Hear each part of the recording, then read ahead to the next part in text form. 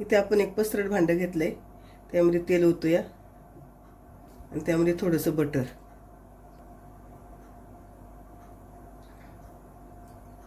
इथं आपलं तेल तापलं की त्यामध्ये आपण कांदा परतून घेऊया. अगदी फास्ट गॅसवरच मी परतते. आपल्याला इथं कांदा लाल नाही करायचा, मऊसूत करायचा आहे. इथं आपला कांदा मऊ झालेला आहे. त्यामध्ये टमाटर पण आपल्याला छान आता याच्यात शिजवून घ्यायचे. ते आपण टाकणार आहे चवीनुसार मीठ. मीठ टाकलं की आपले टमाटर पटकन असे मऊसूत होतात. ते आपलं कांदा आणि टमाटर छान परतून झालेत. थोडे असे स्मॅश करायचे त्याला, म्हणजे जरा थोडे कुठे टमाटर असतील ना तर ते असे मिक्स होतात. आपण गॅस बारीक केलाय. त्यामध्ये हळद पावडर आणि लाल मिरची पावडर, तिखटवाली लाल मिरची पावडर टाकली आपण. थोडीशी कोथिंबीर. आता हे आपल्याला परत छान मिक्स करून घ्यायचंय.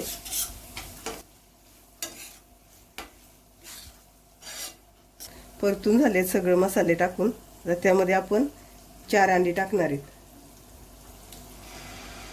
आणि अंडी मिक्स करून घेणार आहे. इथं मी आता फास्ट गॅस केलाय. अगदी छान फेटून घ्यायची अंडी याच्यामध्ये. तुम्हाला वाटत असेल तर गॅस फास्ट आहे, जमत नाही तर थोडासा स्लो केला तरी चालेल. मिडियम गॅस करायचा. यामध्ये परत मी थोडीशी कोथिंबीर टाकते, म्हणजे ती छान याच्यात मिक्स होऊन जाईल. वरतून टाकली ना का मग ती सुकी सुकी अशी बाजूला राहते. थोडं ओला असताना टाकलं तर छान मिक्स होऊन जातं त्याच्यात. तर तुम्हाला पाहिजे तुम्ही हिरवी मिरची पण टाकली तरी चालेल. 1-2 हिरव्या मिरच्या कापून टाकायच्या कांदा परततो तेव्हाच.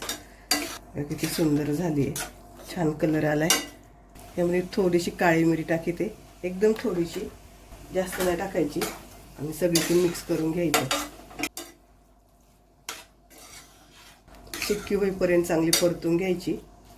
ओली नाही ठेवायची. जरा आपण पावाबरोबर, चपातीबरोबर, भाकरीबरोबर, कशाबरोबर खाली तरी चालेल. तुम्हाला पाहिजे तर वरतून आता थोडंसं बटर टाकून परतून घेतली तरी पण छान लागते. इथे आपली अंडा भुर्जी तयार आहे.